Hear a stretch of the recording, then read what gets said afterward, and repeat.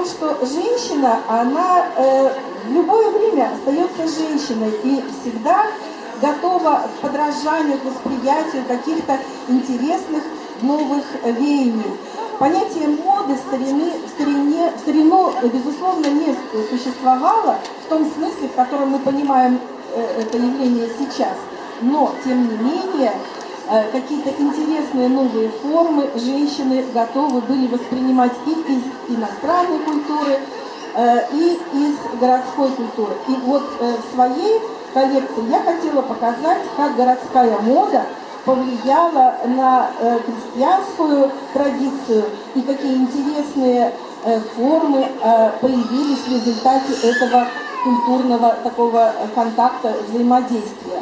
А появились в одежде крестьянки интересные, красивые сарафаны, полуплатья и платья холодаев, которые с удовольствием носили сибирские старожилки, носили уральские горнозаводские жонки, носили приискательские жонки в Енисейском крае.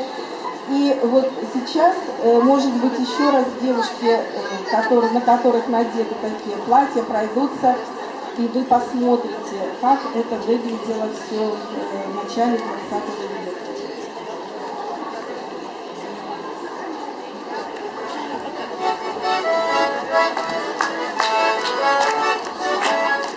Вот первая девушка идет, на ней сарафан полуплатье.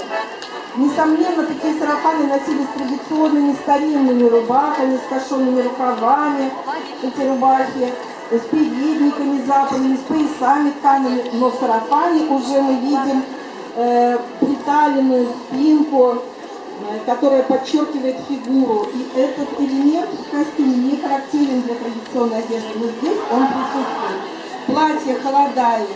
Платье холодаи с точными рукавами, с приталенными спинками, вот, сшитые из фабричных тканей, и из ситцев, из кашемиров, даже из шелков. Вот еще одно платье с оборками, да, появились оборки на подолах. И даже старинные юбки стали шить, андараки стали шить из фабричных тканей, и рубашки на переднике тоже из фабричных тканей, с такими элементами городскими, как оборки, нашивки контрастные всевозможные.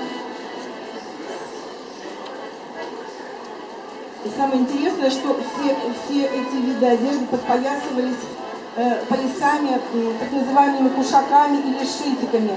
Эти пояса выстрачивали на швейной машинке, которые уже в начале 20 века были в обиходе у крестьян в Сибири.